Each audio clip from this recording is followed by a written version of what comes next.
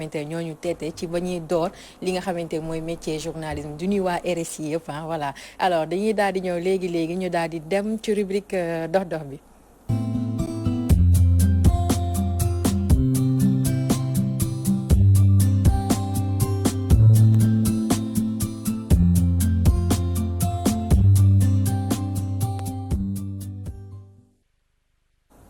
Aïcha Pathé Mbengue bàyyi la nga doxal. alors déjà ñu ngi am contentement nag Fatou ci ñëw ci waxtaan bii nga xam ne moom la ñu am yéen def maa ngi koy wax sànq ne que c'est d'actualité c'est-à-dire stigmatisation bi nga xamee ne que jot nañ ko nemmeeku ci ñi nga xam ne ñooy jàngalekat yi ci seen village yi nga xam ne moom la ñuy dem bu ñu amee fàttaliku il y a quelques jours si ginnaaw bu ñu leen dajale au niveau donc du rond-point Liberté 6 xam nga pour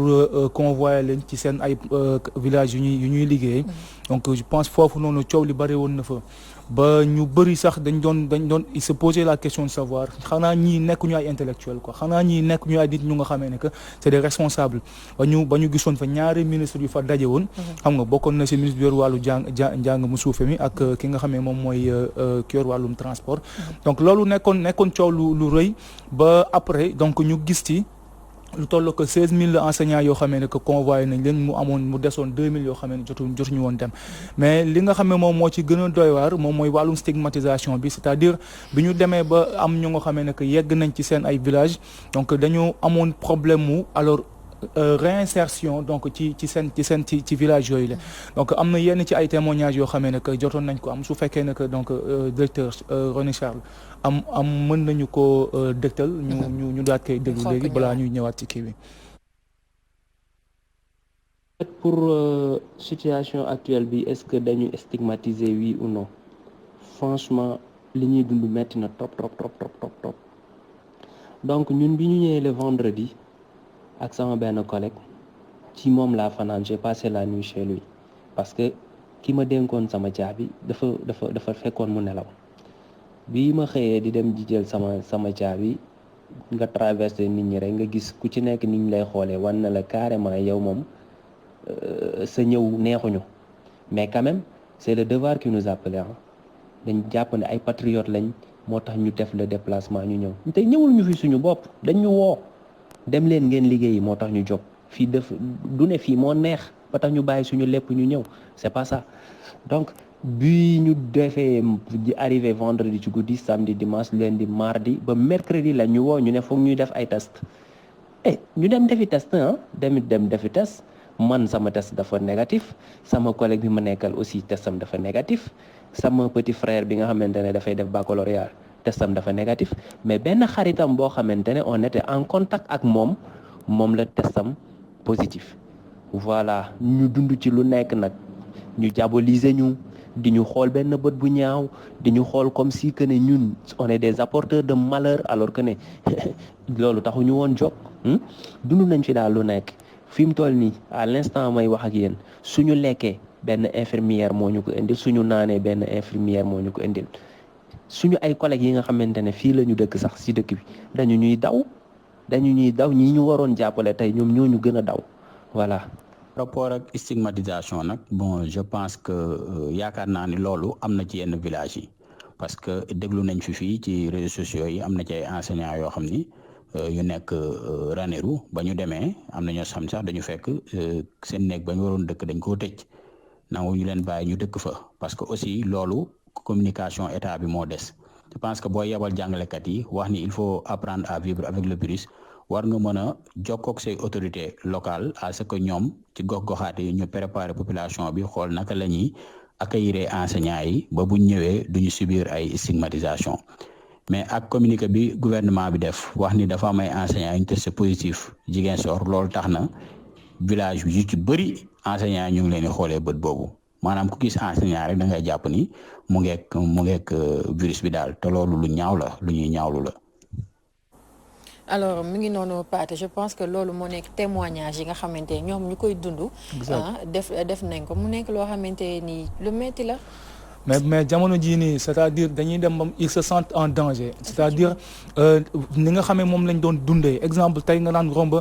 exemple Assane xoolal mu lay nuyu di ree am gerte joie boo xamee ne que mu ngi koy wane ci kanamam nga romb ko nuyuwaat ko donc mu automatiquement donc mu changer kanamam xam nga juste pour te faire comprendre que tu n'es pas la bienvenue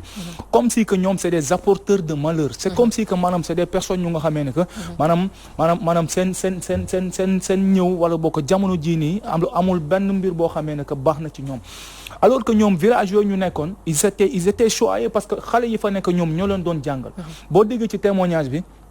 pourquoi sax defuñu vidéo parce que donc ils disent que bëgguñu seen ay famille di gis seen image di inquiété wu ci seen nekkin foofu noonu donc mu nekk mbir mu nga xam ne automatiquement psychologiquement da ngay xam ne que mu ngi leen di travail donc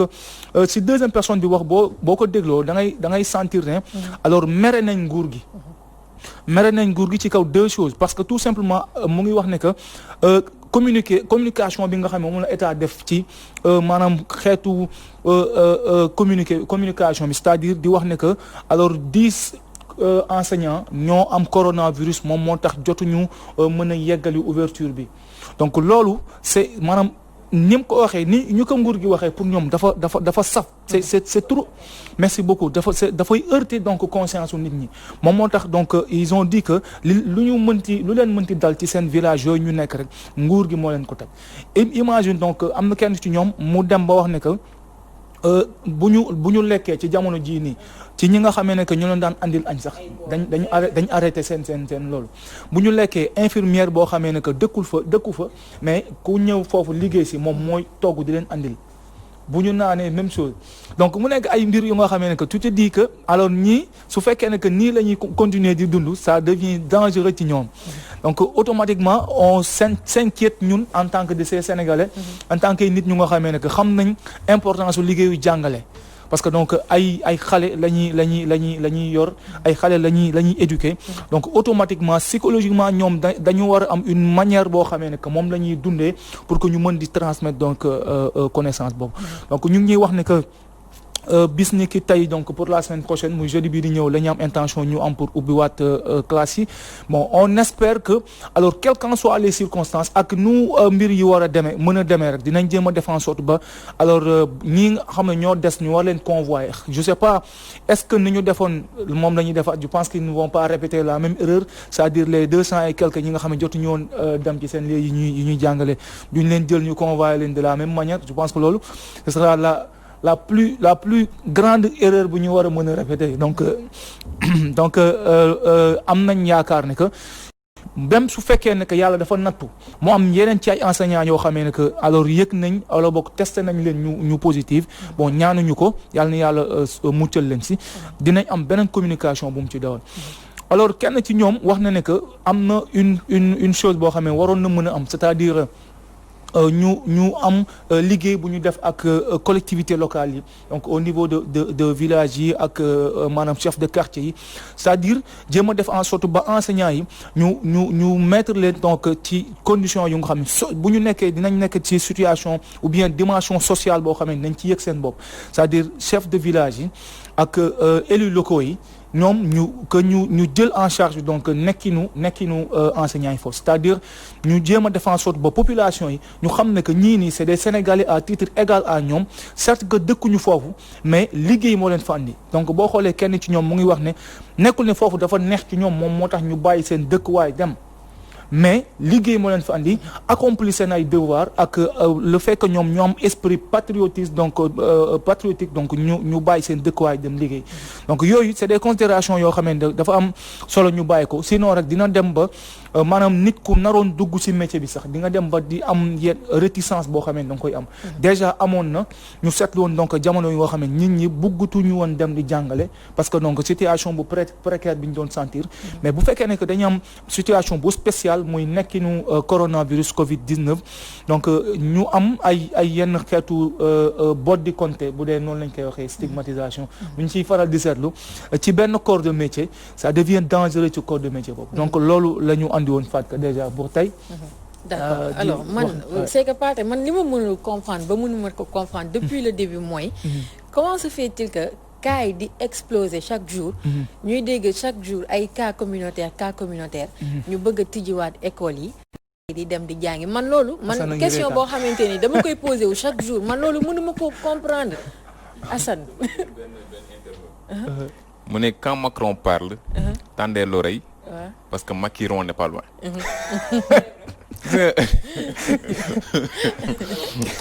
waaw waxi dof waxi nit la. non sérieux Macky avec Y Macron quoi. donc c'est-à-dire gis nga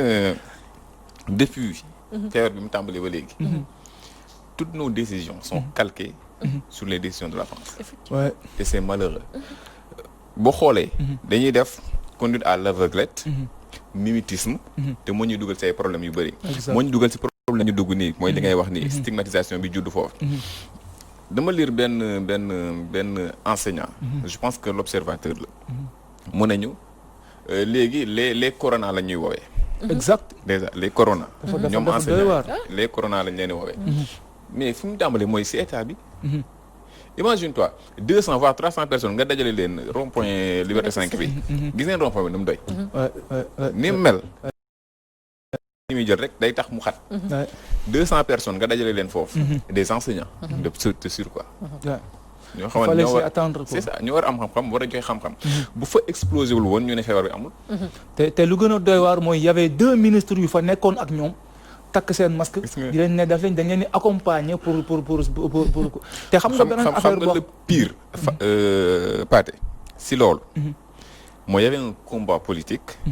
si kaw si doowu enseignants yi parce que directeur Dakar Dem Dikk maître Moussa Diop ak directeur de la formation bu ministère de l'éducation Moustapha Diagne dañu xëccoo Macky 2012 d'accord combat bi dañ ko mëne foofu seen combat bi ñu nekk si kaw dañ ko mëne foofu ba mu feeñ si enseignants yi tant que mu ngi am ay considérations politiques c'est-à-dire gis nga automatiquement il faut mu am répercussion ci liggéey dafa feeñ foofu moo tax retard bi am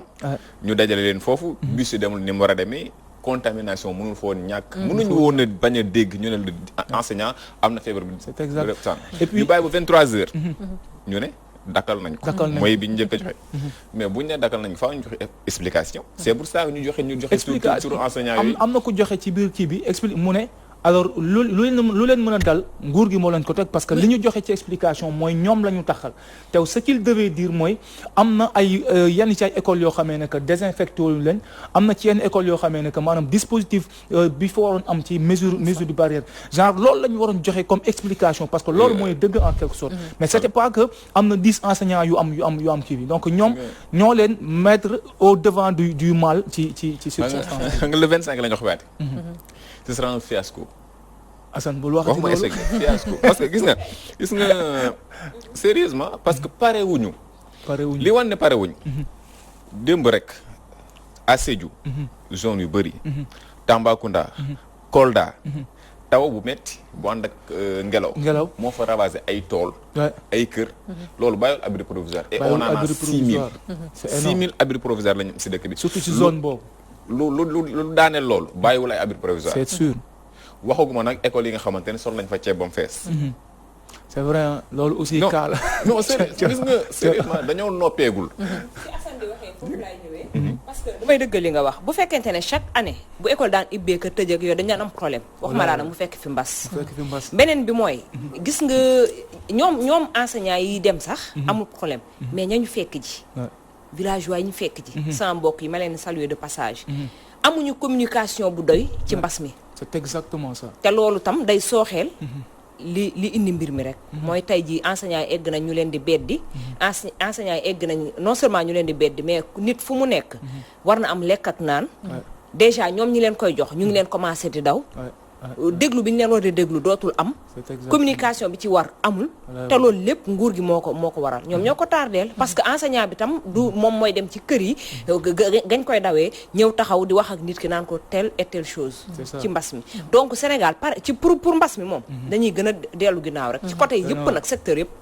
njàngale meeg feneen man je connais un enseignant boo xamante ni mi ngi Ziguinchor fan yi passé dama ko doon woo bi ma déggee cas yi foofu noonu ma koy woo di ko nemmeeku di xool ci lu mu nekk mais il m'a carrément dit que ni Fatou man instant bi nii dama ragal a génn parce que fii bu ñu génnee dañuy dàq pour ñu duggaat suñu kër ñi ñu dëkkal bëgguñu sax ñu génn ñu ñuy gis parce que ñoom ñëpp nee nañ dañoo corona man bi ma waxee loolu sama xol bi dafa jeex en fait waaw da ngay parce que koo xamante ni dem na dëkk am papaam nekku fa yaayam nekku fa ay amul kenn ku mu bokkal ko fa nekk xam nga ñu beddi ko comme ça boo génnee ñu jéem la violenter pour que nga bañ a génn fi nga dëkk xam nga yooyu noonu tamit dafa nekk des choses yoo xamante ni dañuy jël responsabilité bi yëpp ñu teg ko ci ndoddu état parce que ñoom ñoo def une mauvaise communication ci yëf yi ba nga xamante ni ku leen gis da nga leen di ragal Assane ñi ngi wax léegi ne que le 25 bi boo moytul fiasco lay nekk bon man Assane xalaat naa ne am naa si njort bu rafet que ni dinañ ko gérer parce que ba duñu bàyyi seen doom yi déjà am na ñoo xam ne dañu conscient ba duñu bàyyi seen doom yi ñu dem jàngi ji ndax ku ne gis na li fi am te moom président Macky Sall mi nga xam ne tey ji mooy jël les décisions moom moo génne carrément nañ janoo ak corona bi te corona bi li janoo ak moom mooy janoo nañ ak suñu dee ci niñ ko xalaatee parce que li muy def ci réew yi yeneen ni mën na koo def fii kenn xamul yàlla rek moom moo xam donc kenn du jël sa vie di ko exposer pour après surtout vie bu xale yi parents yi takk ba dëgg waxuma sax si zone yi nga xam ne moom moom abri provisoire bon Kër Massar bi sax abri provisoire am na fa waaw biir Dakar sorewul dara mais Dakar fii si xolu Dakar am na ay abri école bu gànt punkalum école sax laay wax benn gel benn butéelu gel benn butéelu alors bon yaa ngi fu neex waaye sama nopp yaa ngi fu neex a neex léegi Assane déjà dama la koy waxal foofu laa doon tàggatoo mooy c'est-à-dire alors loolu incitation nguur gi la ñuy ñaax maanaam ouverture bi ñu war a def réouverture donc pour le 25 muy le jeudi bii di ñëw ñu jéem a def en sorte ba li ñu leen di joxoñee baaraamu tuuma ñu bàyyi ko xel muy c'est-à-dire lu war a am ci dispositif donc ci pour ñu respecter donc mesure d'hygiène yi xam nga nañu défier nit ñi quoi c'est-à-dire bu nañ fa bàyyi ay lave-mains bàyyi fa ay gel bàyyi fa saabu bu doy bàyyi fa aussi masques yi ñu ngi wax ne xale yi bu nekk war na am ñaari masques yooyu yëpp c'est des choses yoo xam ne dañ ci war a bàyyi xel avant ñuy dem donc déjà di kontaan bu baax a baax di massaw aussi ñaar di ñu jot defal témoignage yi di wax ne que merci beaucoup ñu leen di jaajëfal bu baax a baax kenn ki mi ngi nekk Médina Yoro Foulah kenn ki nekk Ziguinchor benn village bu nekk foofu alors merci beaucoup merci donc aux téléspectateurs